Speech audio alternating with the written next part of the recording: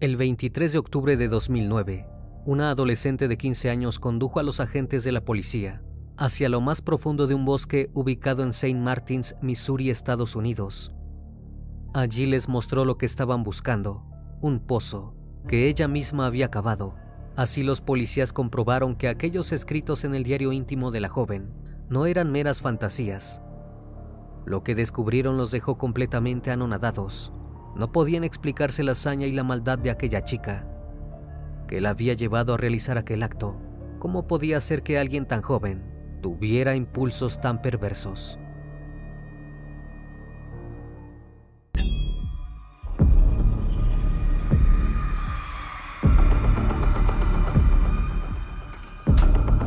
El criminalista nocturno.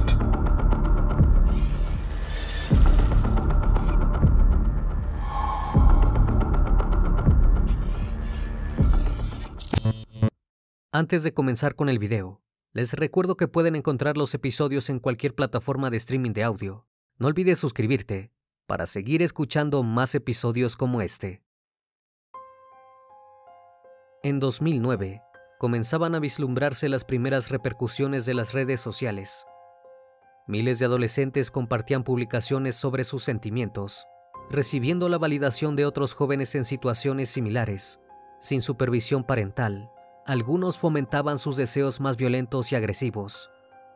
La subcultura emo o gótica también estaba en auge, permitiendo que los pensamientos más oscuros emergieran a la superficie. En este entorno, ocurrió uno de los casos más impactantes para el estado de Missouri, Estados Unidos, no solo por la edad de la perpetradora, sino también por la de la víctima.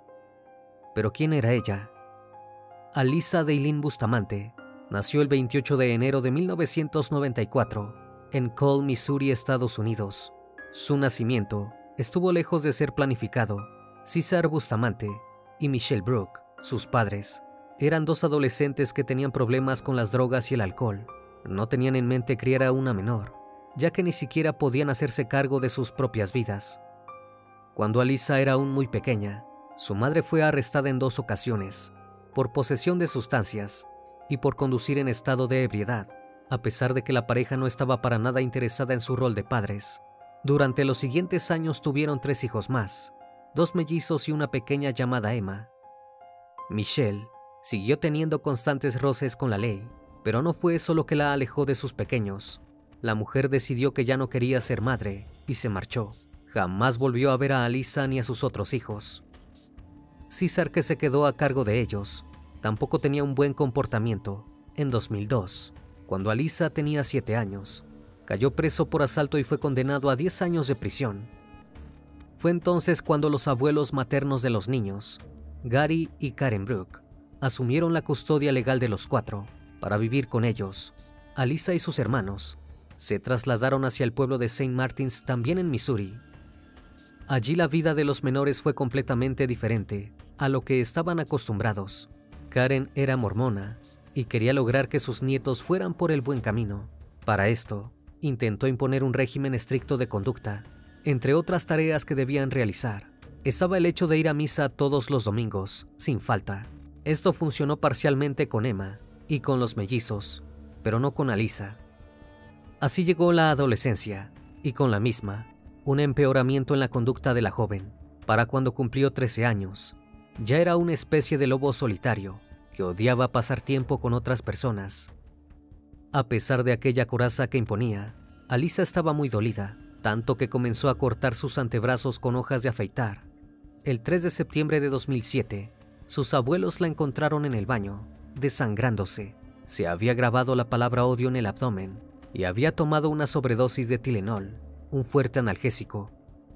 Rápidamente Karen y Gary llevaron a su nieta al hospital más cercano. Una vez que la joven estuvo fuera de peligro, consultaron a un psiquiatra para que observara de cerca los comportamientos de Alyssa. Aquel profesional le diagnosticó depresión y bipolaridad, además de recetarle Prozac, un antidepresivo. Todos tenían la esperanza de que Alyssa mejoraría, pero esto no sucedió. Una vez que tuvo acceso a sus redes sociales, comenzó a alardear sobre su rebelde personalidad. Publicaba imágenes con frases como "no estoy loca, solo enfadada", y posaba con labios pintados de rojo, como si fuera sangre, y con los ojos delineados en una forma extravagante. Además, le gustaba mostrar los dientes para imponer miedo a sus seguidores. Que Alyssa fuera una persona oscura no era un problema únicamente para ella. Quería demostrarle a todo el mundo de lo que era capaz, y para esto utilizó a sus hermanos menores. Creó una cuenta de YouTube con el nombre de Okami Cage, que en japonés significa sombra de lobo, cuya biografía era: me gusta cortarme y asesinar gente. Poco después subió un video titulado Electrocutados por cerca eléctrica. La descripción del mismo era: acá es donde todo se pone bueno, es cuando mis hermanos terminan heridos, totalmente siniestra. En la grabación se podía ver cómo Alyssa convencía a los mellizos de 9 años para que sostuvieran con sus manos una valla electrificada que servía para contener al ganado. Al hacerlo, los niños caían al piso, retorciéndose de dolor. Ella solo se limitaba a reír a carcajadas. Su comportamiento fuera de la casa también dejaba mucho que desear. Tenía problemas con sus compañeros de clase y profesores. Paralelamente, seguía lastimándose, algunas veces con cigarrillos y otras haciéndose cicatrices, que llegaron a ser alrededor de 300. Cuando ya tenía 15 años, su personalidad llegó al punto más peligroso. Durante una fiesta le dijo a su amiga, Jennifer Meyer, que ansiaba saber cómo se sentía quitarle la vida a alguien. La joven no tomó esto con seriedad. Pensó que solo se trataba de un burdo intento de llamar la atención.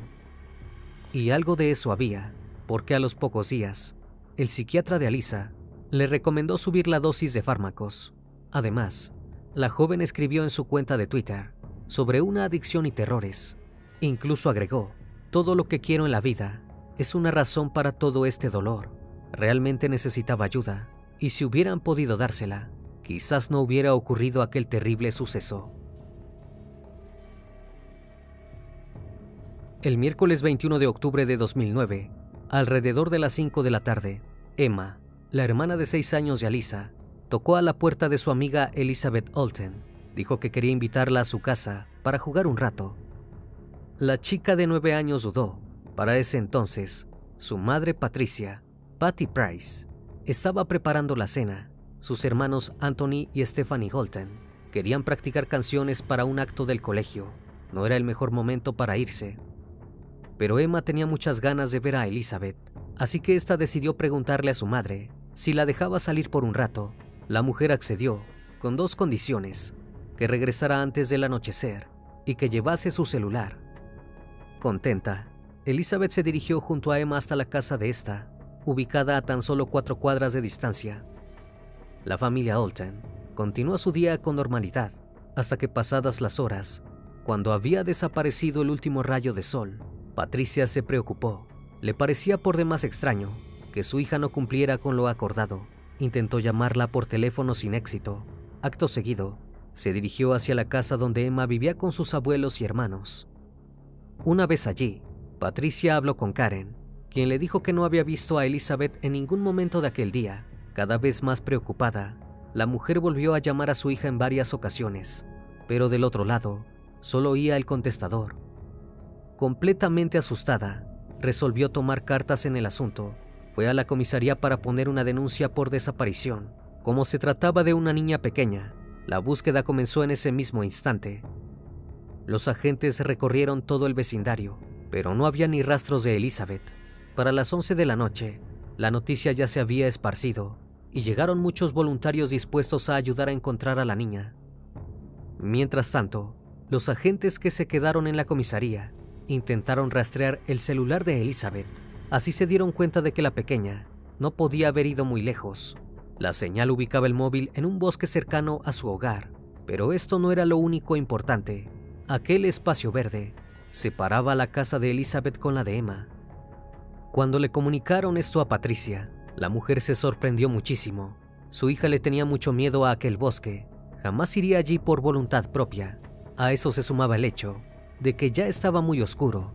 No tenía sentido que la pequeña quisiera seguir jugando allí. A pesar de la desconfianza de la mujer, el FBI se sumó a la búsqueda e indagó en el bosque. También participaron perros adiestrados y buzos que rastrearon el río más cercano.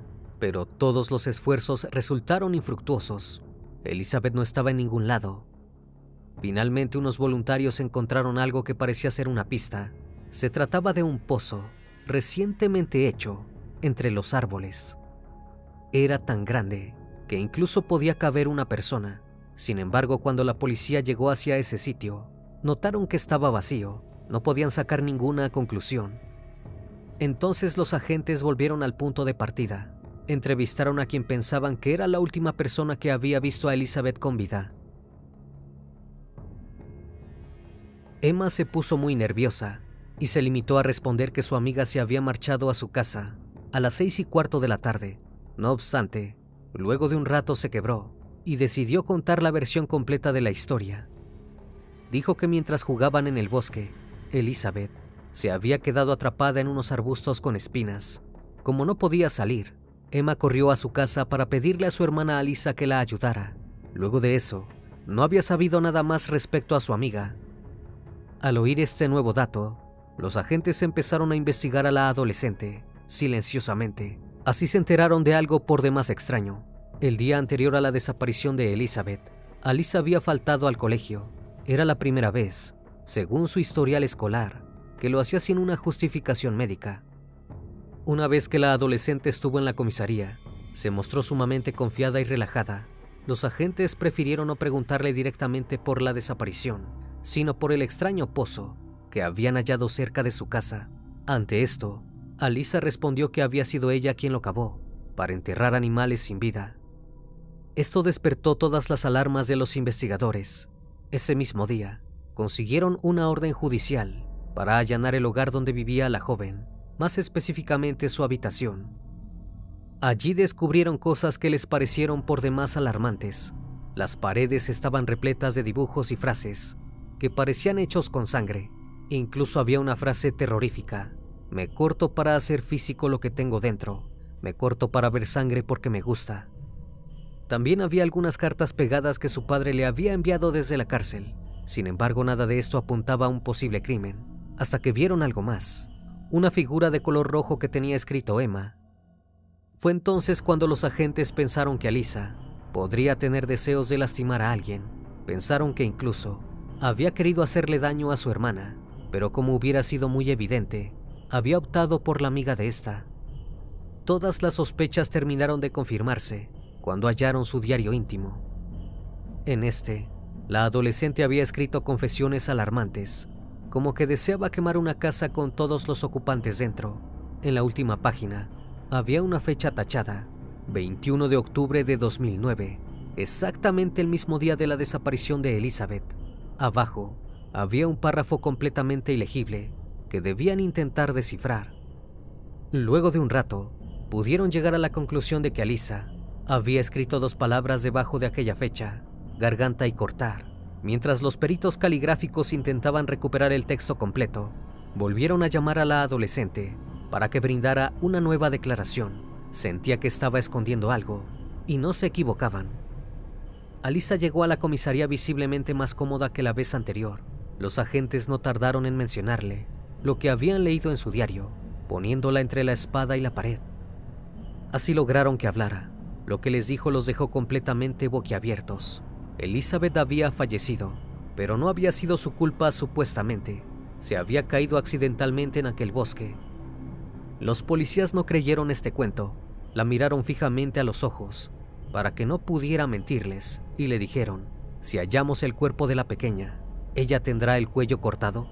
Alyssa cambió totalmente la expresión de su rostro. La habían descubierto. Como si esto fuera poco, durante el interrogatorio se estaba llevando a cabo una investigación paralela. Los peritos habían podido recuperar el texto borrado del diario íntimo de la adolescente. Este decía: acabo de asesinar a alguien. Los he estrangulado y cortado la garganta y apuñalado. Ahora están sin vida. No sé qué se siente en este momento. Es increíble. Tan pronto como lo hice tuve un sentimiento de no puedo hacer esto, que era bastante agradable. Ahora estoy un poco nerviosa y temblorosa. Me tengo que ir a la iglesia ahora. Si bien a los agentes les llamó la atención que Alyssa hablara en plural de sus víctimas, la realidad es que no se había reportado ningún otro crimen, pero todavía quedaba el hecho de que hubiera cavado no una, sino 2 tumbas en el bosque. teorizaron que teniendo en cuenta el nombre de su hermana menor, escrito en su pared, y el video de YouTube donde les hacía daño a sus hermanos, la joven podría haber planeado asesinarlos a ellos, pero que luego se habría decidido por una víctima menos evidente. La segunda hipótesis planteaba que Alyssa podría haber especulado que si el crimen de Elizabeth salía bien y no la descubrían, podría volver a asesinar. Ya con todo en su contra, la adolescente aceptó la culpa por el terrible hecho, pero no quiso declarar por qué había escrito en plural, ni cavado 2 fosas.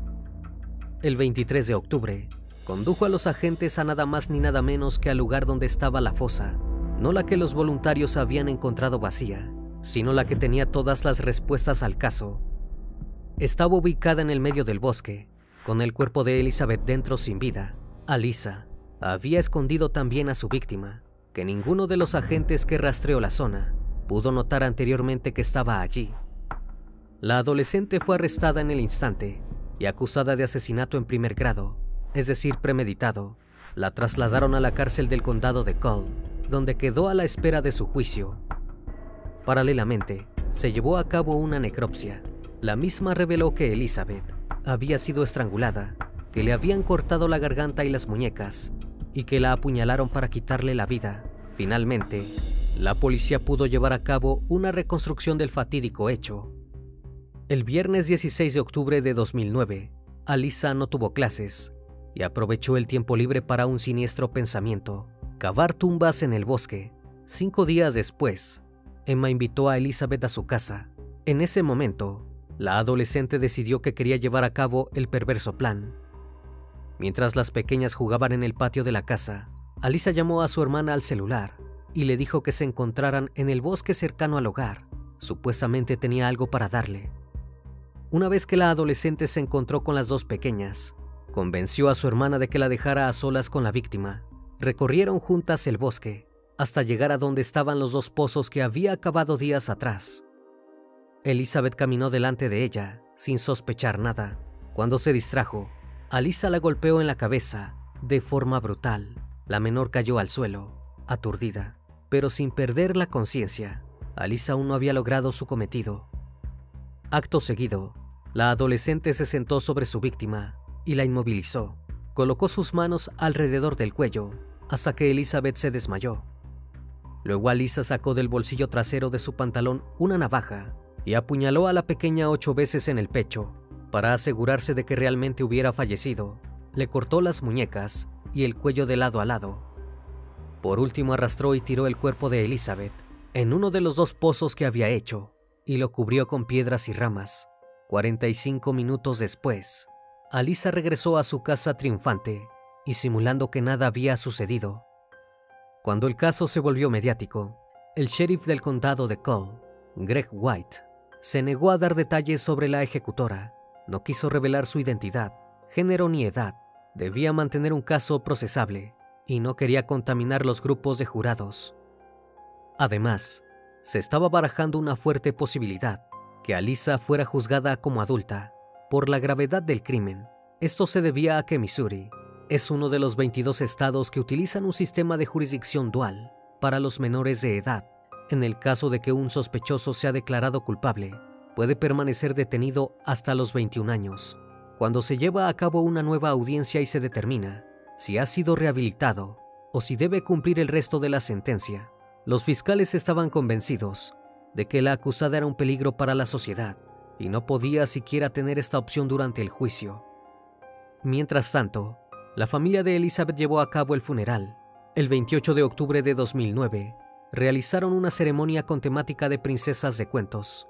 El ataúd llegó al cementerio en un carruaje, tirado por caballos, y fue recibido por amigos y familiares vestidos enteramente de rosa, el color favorito de la pequeña. Los allegados de Elizabeth que hablaron con la prensa contaron que era una niña dulce y llena de luz. Agregaron que amaba a los gatos y que a veces era algo tímida, pero simpática.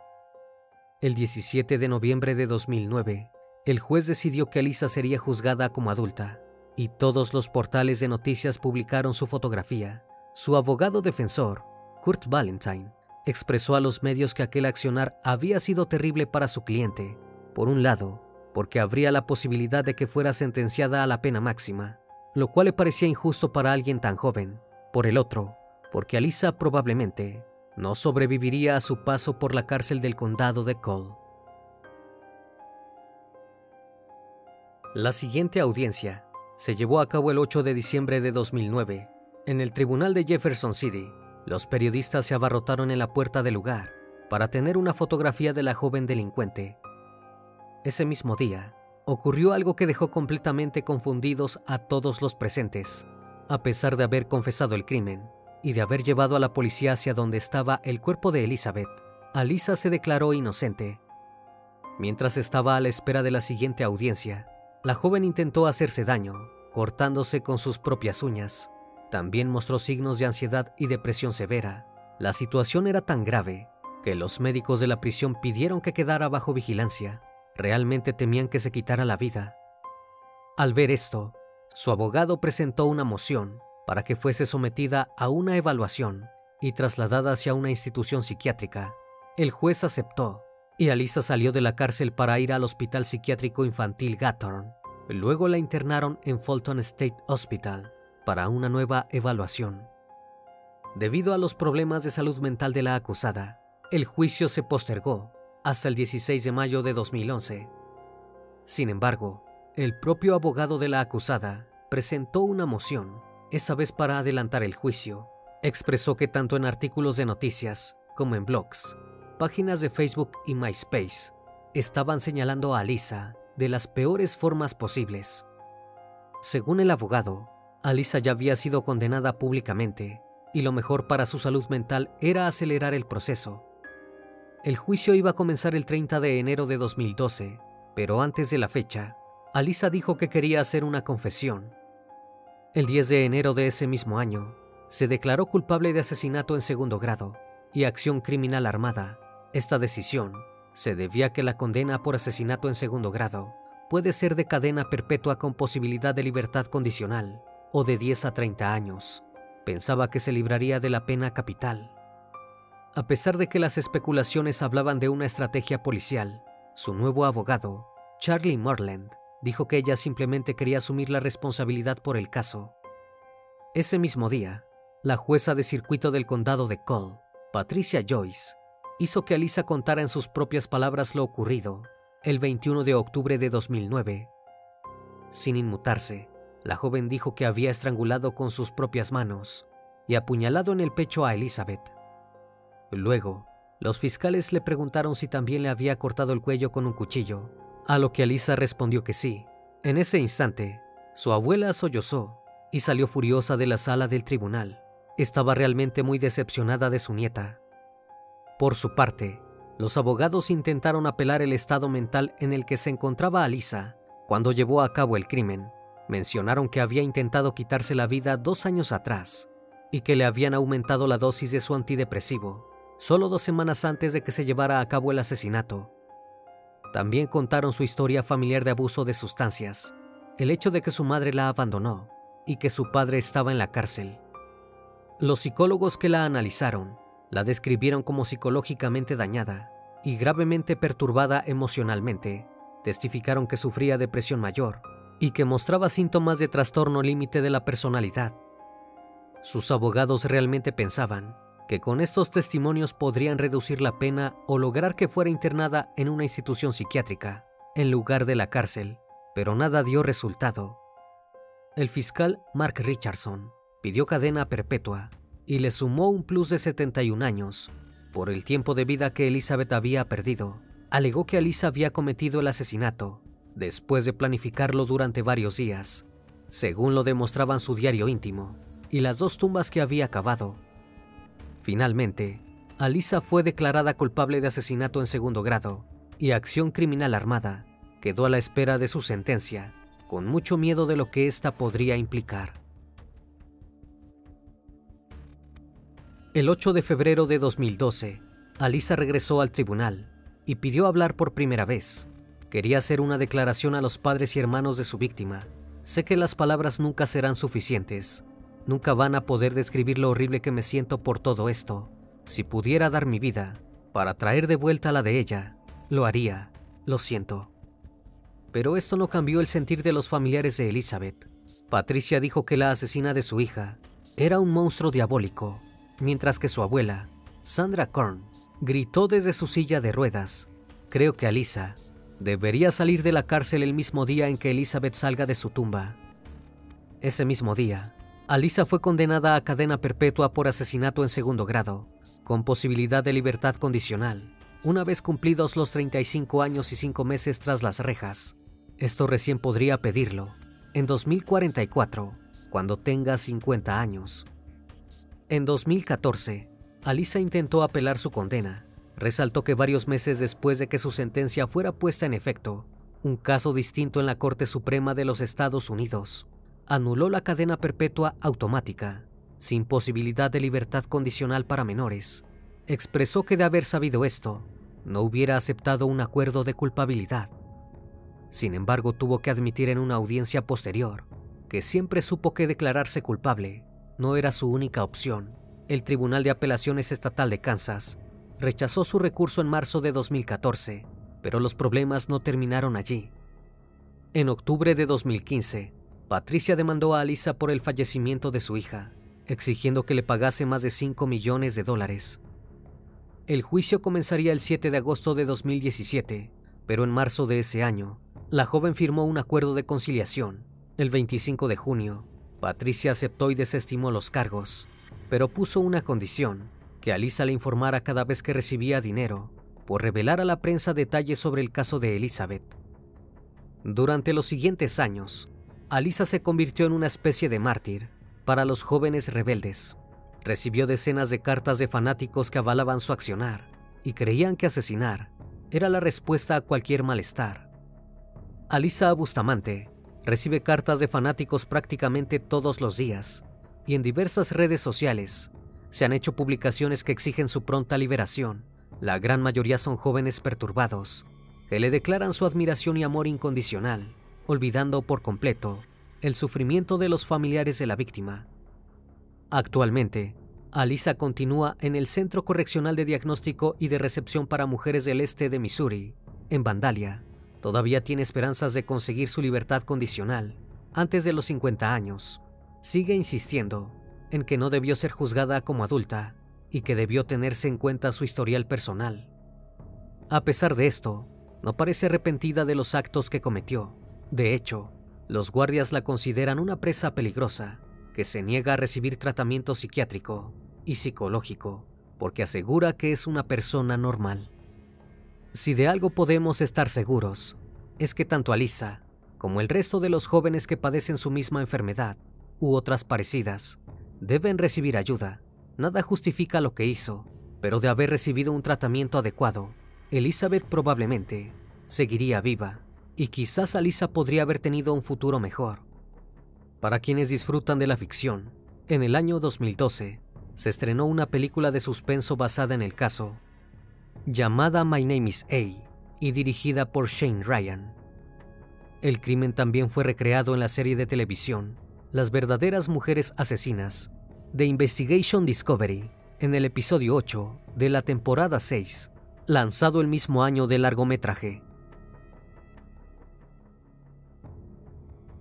Antes de terminar con el video, les recuerdo que pueden seguirme en redes sociales.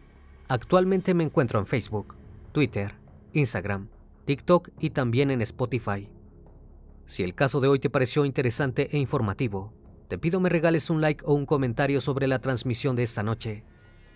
Me despido de ustedes, no sin antes agradecerles su compañía, y recuerden, si aún no estás suscrito, te hago la cordial invitación a que lo hagas y formes parte de esta gran comunidad. Esto es El Criminalista Nocturno.